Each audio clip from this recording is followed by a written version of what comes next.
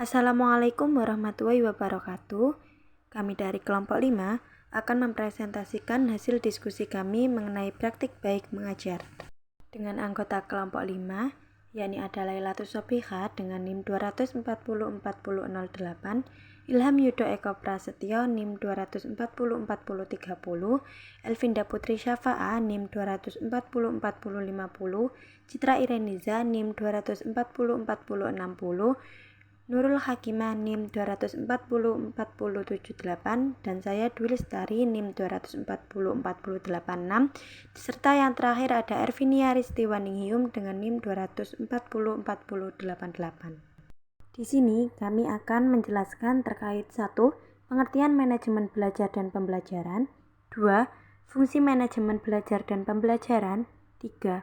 Tahap manajemen belajar dan pembelajaran, dan yang keempat adalah pengembangan dan pelaksanaan kegiatan belajar dan pembelajaran. Materi yang pertama yaitu pengertian manajemen belajar dan pembelajaran. Apa sih manajemen belajar dan pembelajaran itu? Manajemen belajar dan pembelajaran merupakan usaha untuk mengelola pembelajaran yang meliputi perencanaan, pelaksanaan, dan evaluasi pembelajaran serta pengawasan guna mencapai tujuan pembelajaran secara efektif dan efisien. Materi yang kedua yaitu fungsi manajemen belajar dan pembelajaran. Yang pertama yaitu fungsi pengorganisasian atau organizing pembelajaran. Fungsi pengorganisasian dalam kegiatan pembelajaran yang dimaksudkan untuk menentukan pelaksana tugas dengan jelas kepada setiap personil sekolah sesuai bidang, wewenang, mata pelajaran, dan tanggung jawabnya. Fungsi pengorganisasian menurut Syaiful Sagala yang pertama yaitu menyediakan fasilitas, perlengkapan, dan personel yang diperlukan. Yang kedua, mengelompokkan komponen pembelajaran dalam struktur sekolah secara teratur. Yang ketiga, membentuk struktur wewenang dan mekanisme koordinasi pembelajaran. Yang keempat, merumuskan dan menetapkan metode dan prosedur pembelajaran. Yang kelima, pengorganisasian pembelajaran memberikan gambaran kegiatan belajar dan mengajar mempunyai arah dan penanggung jawab yang jelas. Yang kedua, fungsi permotivasian atau motivating pembelajaran. Motivating atau permotivasian adalah proses menumbuhkan semangat atau motivation pada karyawan agar dapat bekerja keras dan giat serta membimbing mereka dalam melaksanakan rencana untuk mencapai tujuan yang efektif dan efisien. Dalam konteks pembelajaran di sekolah, tugas permotivasian dilakukan kepala sekolah bersama pendidik dalam pembelajaran agar siswa melakukan aktivitas belajar untuk mencapai tujuan pembelajaran yang telah direncanakan. Yang ketiga, fungsi fasilitating pembelajaran. Fungsi fasilitating meliputi pemberian fasilitas dalam arti luas, yakni memberikan kesempatan kepada anak buah agar dapat berkembang ide-ide dari bawahan, diakomodir dan kalau memungkinkan dikembangkan dan diberi ruang untuk dapat dilaksanakan. Dalam pembelajaran, pemberian fasilitas meliputi perlengkapan, sarana prasarana, dan alat peraga yang menunjang dan membantu dalam proses pembelajaran. Yang keempat yaitu fungsi pengawasan atau controlling pembelajaran. Pengawasan dimaksudkan untuk memastikan anggota organisasi melaksanakan apa yang dikehendaki dengan mengumpulkan, menganalisis, dan mengevaluasi informasi serta memanfaatkannya untuk mengendalikan organisasi. Untuk keperluan pengawasan ini, guru mengumpulkan, menganalisis, dan mengevaluasi informasi kegiatan belajar serta memanfaatkannya untuk mengendalikan pembelajaran sehingga tercapai tujuan belajar yang telah direncanakan. Adapun tahap-tahap pengawasan dilakukan dengan cara yang pertama, pemantauan, 2. Supervisi, 3. Evaluasi, 4. Pelaporan, dan yang terakhir tindak lanjut. Yang keempat, fungsi evaluasi pembelajaran atau penilaian. Evaluasi pembelajaran merupakan proses sistematis untuk memperoleh informasi tentang keefektifan proses pembelajaran dalam membantu siswa mencapai tujuan pengajaran secara optimal. Tahap-tahap evaluasi. Yang pertama, evaluasi hasil pembelajaran. Evaluasi hasil belajar merupakan proses untuk menentukan nilai belajar siswa melalui kegiatan penilaian atau pengukuran hasil belajar. Langkah-langkah evaluasi pembelajaran. Yang pertama, evaluasi formatif. Evaluasi formatif merupakan kegiatan evaluasi yang dilakukan pada akhir pembahasan, setiap akhir pembahasan suatu pokok bahasan. Evaluasi ini yakni diselenggarakan pada saat berlangsungnya proses belajar mengajar yang diselenggarakan secara periodik, isinya mencakup semua unit pengajaran yang telah diajarkan. Yang kedua, evaluasi sumatif. Evaluasi sumatif adalah evaluasi yang diselenggarakan oleh guru setelah jangka waktu tertentu pada akhir semesteran. Penilaian sumatif berguna untuk memperoleh informasi tentang keberhasilan pelajar pada siswa yang dipakai sebagai masukan untuk menentukan nilai rapor akhir semester. Yang kedua, evaluasi proses pembelajaran. Evaluasi proses pembelajaran yakni untuk menentukan kualitas dari suatu program pembelajaran serta keseluruhan, yakni dari mulai tahap proses perencanaan, pelaksanaan, dan penilaian hasil pembelajaran. Evaluasi ini memusatkan pada keseluruhan kinerja guru dalam proses pembelajaran.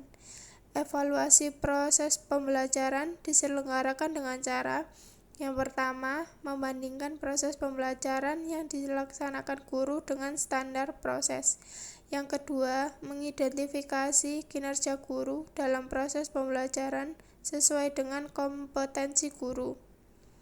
Evaluasi pada program pembelajaran meliputi: yang pertama, mengevaluasi pelaksanaan kegiatan dibanding dengan rencana. Yang kedua, melaporkan penyimpangan untuk tindakan koreksi dan merumuskan tindakan koreksi, menyusun standar-standar pembelajaran dan sasaran-sasaran. Yang ketiga, menilai pekerjaan dan melakukan tindakan terhadap penyimpangan-penyimpangan baik institusional, satuan pendidikan, maupun proses pembelajaran. 3. Tahap manajemen belajar dan pembelajaran. 1. Perencanaan pembelajaran. Sebagai perencana, guru hendaknya dapat mendiagnosa kebutuhan para siswa sebagai subjek belajar, merumuskan tujuan kegiatan proses pembelajaran, dan menetapkan strategi pengajar yang ditempuh untuk merealisasikan tujuan yang telah dirumuskan. Perencanaan itu dapat bermanfaat bagi guru sebagai kontrol terhadap diri sendiri agar dapat memperbaiki cara pengajarannya. Agar dapat melaksanakan pembelajaran berjalan dengan baik, untuk itu guru perlu merumuskan komponen perangkat perencanaan pembelajaran antara lain: 1. Menentukan alokasi waktu dan minggu efektif. 2. Menyusun program tahunan atau prota. 3. Menyusun program semesteran atau promes. 4. Menyusun silabus pembelajaran. 5. Menyusun rencana pelaksanaan pembelajaran atau RPP. 2. Pelaksanaan pembelajaran. Pelaksanaan pembelajaran merupakan proses berlangsungnya belajar mengajar di kelas yang merupakan inti dari kegiatan di sekolah. Jadi pelaksanaan pengajaran adalah interaksi guru dengan murid dalam rangka menyampaikan bahan pelajaran kepada siswa dan untuk mencapai tujuan pengajaran. Pelaksanaan pembelajaran mencakup 2 hal, yaitu 1. Pengelolaan kelas dan peserta didik. Pengelolaan kelas adalah suatu upaya pemberdayaan potensi kelas yang ada semisal mungkin untuk mendukung proses interaksi edukatif mencapai tujuan pembelajaran. Menurut Nana Sujana yang dikutip oleh Suryo Broto, pelaksana proses belajar mengajar meliputi: 1. Tahap pra-instruksional. 2. Tahap instruksional. 3. Tahap evaluasi dan tindak lanjut. 2. Pengelola guru. Guru adalah orang yang bertugas untuk membantu murid untuk mendapatkan pengetahuan sehingga ia dapat mengembangkan potensi yang dimilikinya. Guru sebagai salah satu komponen dalam kegiatan belajar mengajar memiliki posisi sangat menentukan keberhasilan pembelajaran karena fungsi utama guru ialah merancang, mengelola, melaksanakan, dan mengevaluasi pembelajaran. Guru harus dapat menempatkan diri dan menciptakan suasana kondusif yang bertanggung jawab atas pertumbuhan dan perkembangan jiwa anak. 4. Pengembangan dan pelaksanaan kegiatan belajar dan pembelajaran. Praktek manajemen menunjukkan bahwa fungsi atau kegiatan manajemen seperti planning, organizing, actuating, dan controlling secara langsung atau tidak langsung selalu bersangkutan dengan unsur manusia. Planning dalam manajemen adalah ciptaan manusia.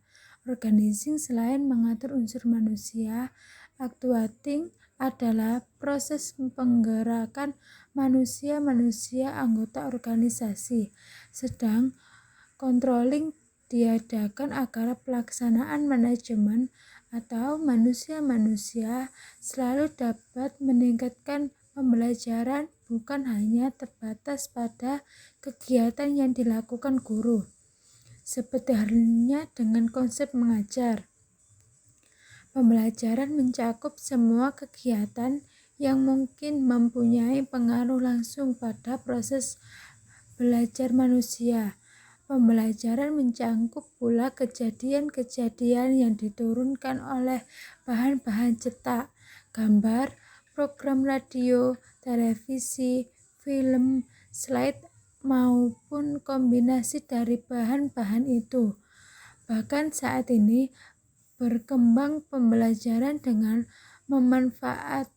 pemanfaatan berbagai program komputer atau pembelajaran atau dikenal dengan e-learning. Beberapa bagian terpenting dari manajemen pembelajaran tersebut antara lain: 1. Penciptaan lingkungan belajar. 2. Mengajar dan melatih harapan kepada siswa. 3. Meningkatkan aktivitas belajar. 4. Meningkatkan disiplin siswa. Pelaksanaan kegiatan pembelajaran mencakup yang pertama, pengembangan strategi pembelajaran. Yang kedua, pemberian motivasi belajar. Yang ketiga, pemantauan disiplin belajar.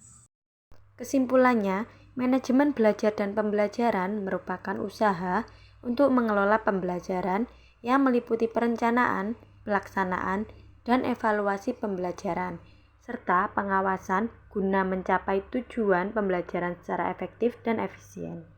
Adapun fungsi manajemen belajar dan pembelajaran diantaranya fungsi pengorganisasian atau organizing pembelajaran, fungsi pemotivasian atau motivating pembelajaran, fungsi memfasilitasi atau facilitating pembelajaran, fungsi pengawasan atau controlling pembelajaran, dan evaluasi pembelajaran atau penilaian. Sedangkan tahap-tahap manajemen belajar dan pembelajaran dibagi atas perencanaan pembelajaran dan pelaksanaan pembelajaran. Untuk pengembangan dan pelaksanaan kegiatan belajar dan pembelajaran dapat dilakukan dengan cara pengembangan strategi pembelajaran, pemberian motivasi belajar, dan pemantauan disiplin belajar. Demikian pemaparan sekaligus presentasi dari kelompok 5. Semoga bermanfaat bagi kalian semua.